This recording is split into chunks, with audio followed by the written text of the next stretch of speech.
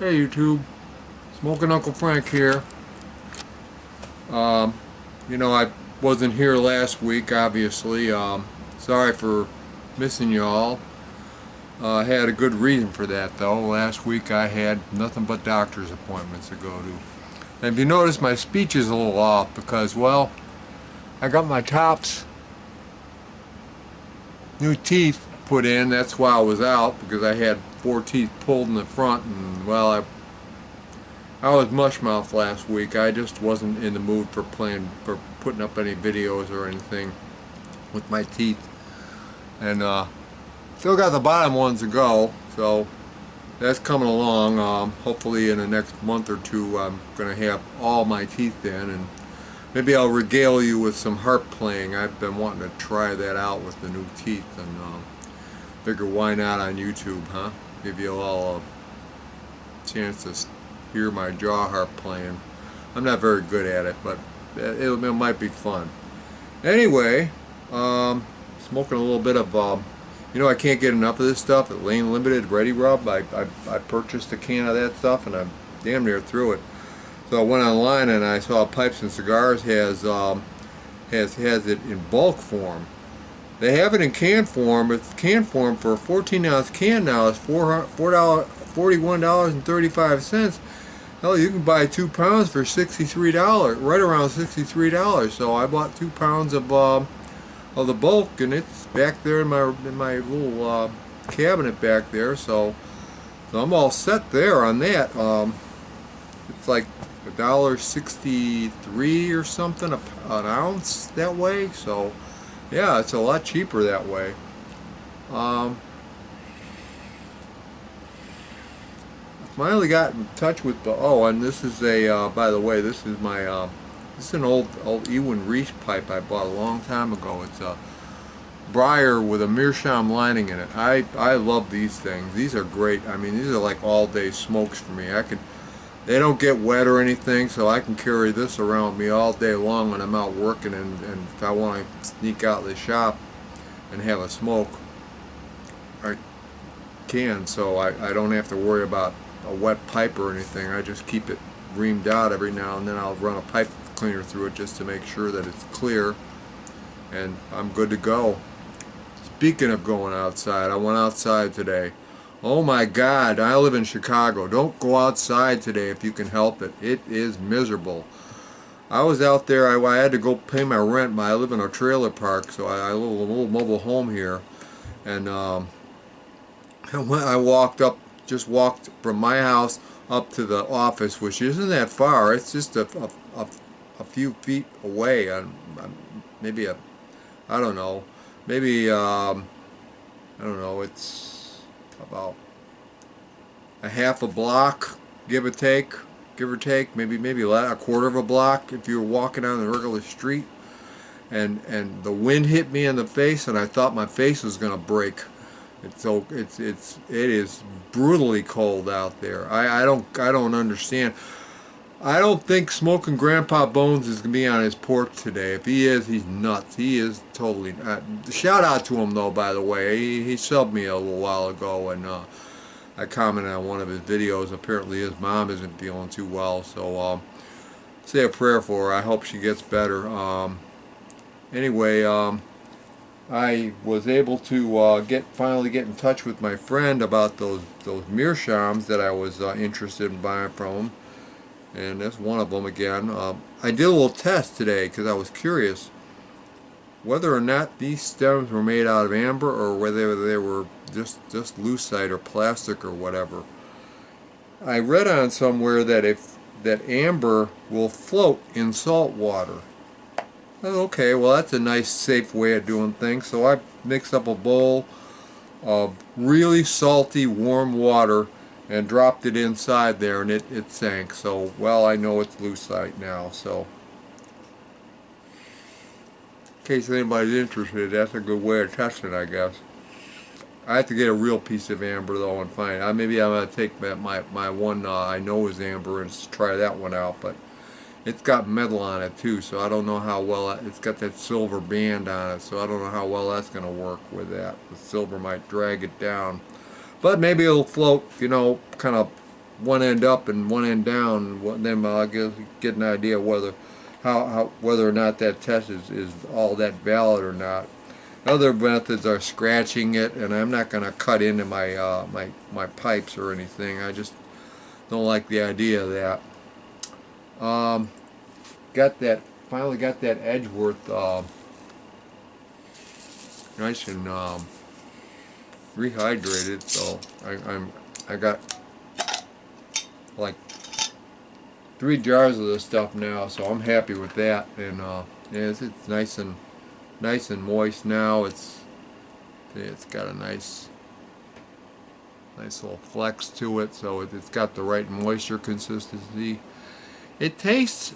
I smoked a couple, 2-3 bowls of it, and the tastes I'm getting out of it are a little bit of woodiness, kind of like, almost like, the smell is almost reminds me of like, do you ever do a wood burning when you were a kid? It's kind of that smell, and I'm getting a little bit of clove taste in there somewhere. I gotta smoke it a little bit more and really get the feel for what all the flavors I'm getting out of it.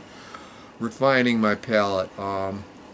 Anyway, I'm going to smoke this one next. This is that, and I may as well show you the other ones again, just in case any of y'all missed them. But I was able to buy them all. So my friend, I came up with a price for him. So I was able to get this one here. It's a nice little meerschaum, and then got this one. It's got some lattice in it, I guess you call that latticing, where they cut into it like. It's got holes that actually go right through there, I guess. That's a nice one. And none of them have been smoked or anything either. And then I got this, looks like a chic or something, I guess, which is just got a plain black type of frosted sort of a stem. It's got some little sparkles in it. I know I mentioned that once before, but I'm saying it again for those that might not have seen the other video. If you haven't, go back. You can catch my other one on the meerschaum. So I got a good price on them, and he gave me the box with it too, the big box. Only one of them came with a case. That was the used one. I'm going to smoke that one probably next. I cleaned it out. I want to give it a good test and see how it works. I was able to clean out the bowl. The bowl wasn't too bad. I was able. Funny thing is the caking in there almost flaked away. It just came right off, and I didn't damage anything, so I'm happy with that. And it came with a nice little case. There's no name on them or anything like that. I don't know who made them. They're unmarked. So I paid them. I paid him 20 bucks a piece for them. I thought that was a fair price. So I did some research on eBay, and I looked up meerschaum pipes to see what they're basically what they're going for, and I noticed that anywhere between $20 and $25 for an unmarked, unsigned meerschaum. So I figured 20 bucks a piece, 80 bucks for a lot of them was a fair price, and he went for it. And he was happy with that. And I'm happy. I got a bunch of meerschaums because I like meerschaums. I discovered that I really like smoking the meerschaums. I don't care for smoking them type outside or anything, especially in this cold weather. But I'll take this one around with me all day long. I got 2 more of them up there actually that I haven't even been smoked yet. I bought them a long time ago at Ewan Reese way back in the 80s when I first started smoking a pipe.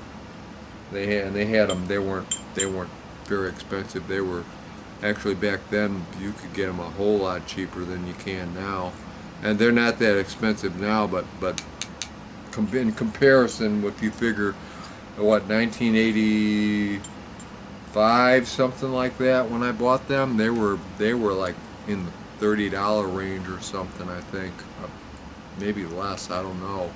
So I bought 3 of them, and I never smoked them. I just kind of sat them there, and then I gave up smoking. I gave up smoking a pipe for a while, and then recently, probably somewhere over the summer, I guess, I started up again. I decided I wanted to go back to it, and well, Here I am.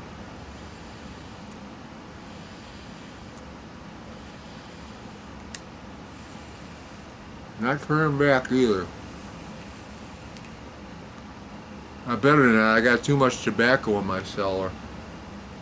I went to my pipe store a couple weeks ago, I guess it was, and I'm looking on their shelf, and I know they got a lot of tobacco.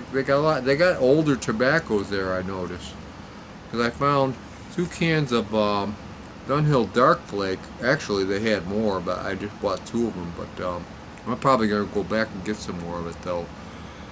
And the funny thing is that when I looked at it, I see it hasn't got that ugly label on there. That that label that kind of indicates that one that says you're gonna die if you smoke or whatever the hell. So I knew there had to be a little bit older. And I did some research, and I finally figured out how to date the doggone things and how to date tobaccos. Oh, by the way, I'm trying to think of his name. There's a guy on YouTube. He's a Russian or Polish guy. Oh, I can't think of his name. I'm gonna put a link down below. Janos from Pipe&Tobak or something like that. He does a video on how to date all your tins. It's a really good video. I found that, and I was able to finally figure out how to date these things. These tins are about 3 years old, so they got some age on them. So I'm happy with that, because I'm kind of been getting into trying to find, and I don't want to spend a lot of money on it either. I got that Edgeworth for $15.95 for a 7-ounce tin, so I thought that was a good deal. And I just won an auction on something. I'm not going to tell you what it is though. It's going to be a surprise. I'm probably going to put it up on Saturday or something. I'm going to do another extra video. I'll make up for my tardiness. Plus I want to open the can, and I really want to show you guys what I got, because it's kind of a proud moment for me, I guess. I don't know. I like to share my passions with my friends. What can I say?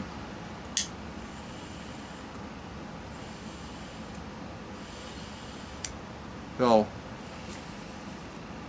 watching matches here, and I got some ideas, and he was talking to somebody. He was talking on his live thing there, and he was talking about how did he get his start in videos, and it got me to thinking. I figured I'd say how I got started in videos.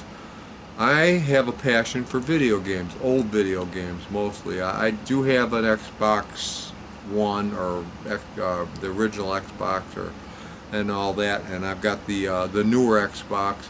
Matter of fact, I just picked up Resident Evil 2. Funny thing is though, is I'm sitting here trying to play Resident Evil 2 on the old system, because I want to learn that one. Those tank controls are a pain in the ass, so if you know anything about it, you know what I'm talking about.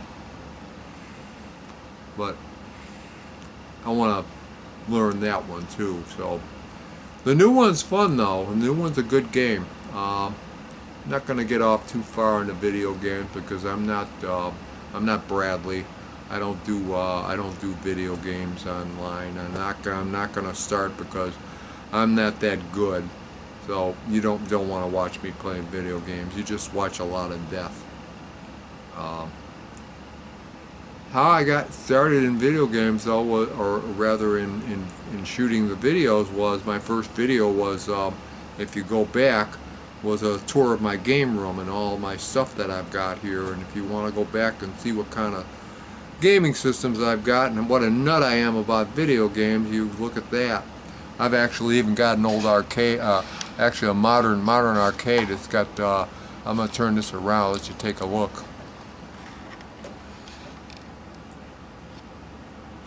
So, I hope you can see that. See that cabinet there? That says arcade. I'm not going to tell you what the name of the thing is, but it's just, we'll make it with clean language. It says MF and arcade, because it's got, I'm back. It's got 69,000 old video games, old arcade games on it. So I just hit, it's computerized, it runs off of Windows 7, and it's got 69,000 ROMs on it of games. All the different systems. It's got the Genesis, it's got the PlayStation, it's got systems on there that I don't even know about. So I go completely. I could spend my entire life and never even find. There's games on there I probably never even seen, or never will see, because there's too many of them. So I kind of just play some of the ones that I really like, and eventually I'll discover some other ones. Ones I like, I really like. It's one. There's one called Death Smiles. It's an arcade side rail shooting game, and that and what's that other one? Anybody familiar with it? I can't think of it. So anyway, I'm gonna cut this off because I'm rambling on about a bunch of stuff that probably some of you might be interested, but most of you want to talk about pipes, and I covered my pipes. Saturday, look for me. Surprise, surprise. We'll see. So for now, I'm gonna just relax, stay warm. I hope you all do stay warm yourself. Don't go out there in this, especially if you live in Chicago or anywhere in the Chicagoland area, because I don't know what the temperature is now, but let's see. It's got to be below. It's below something.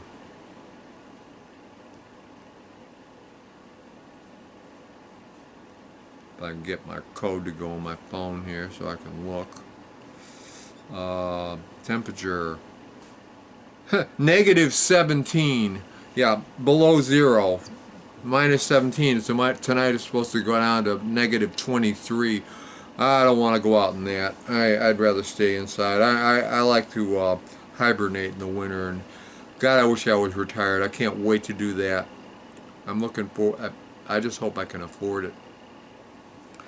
So with that, I'm going to wish you all well. Thanks for stopping by. That's it. Uncle Frank is signing off, and my cat Fauna over there, my co, she's warming up by the space heater there, or by the floor vent. She don't like the cold either.